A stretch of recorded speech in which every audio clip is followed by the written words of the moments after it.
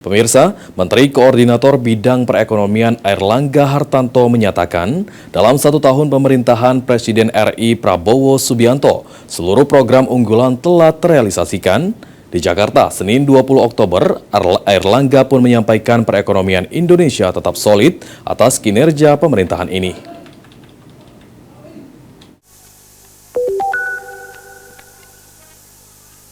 Menteri Koordinator Bidang Perekonomian Airlangga Hartarto menyampaikan seluruh program unggulan Presiden Prabowo Subianto dan Wakil Presiden Gibran Rakabuming Raka telah terrealisasikan dalam 1 tahun di bawah kepemimpinannya.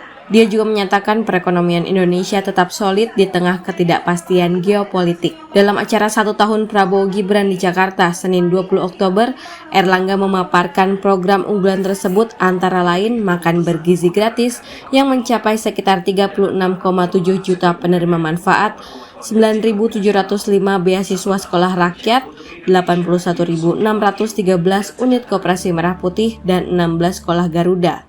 Kemudian 38 juta penerima manfaat cek kesehatan gratis, 100 kampung nelayan merah putih, renovasi gedung sekolah 16.095 SD sampai SMA, program perumahan 221.047 unit rumah subsidi, hingga kredit usaha rakyat 3,46 juta debitor UMKM.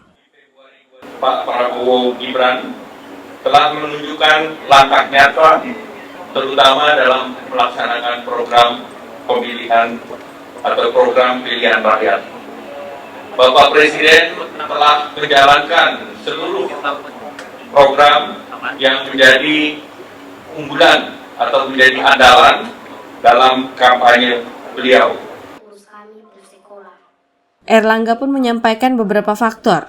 Indonesia memiliki pertumbuhan ekonomi yang solid, yaitu ekonomi makro yang stabil, sektor keuangan yang sehat, investasi yang tumbuh, kerjasama internasional yang diperluas, hingga deregulasi dan reformasi yang terus dijalankan pemerintah Prabowo, sehingga pertumbuhan ekonomi dapat mencapai 5,12% yang menjadi pertumbuhan ekonomi terbaik di G20.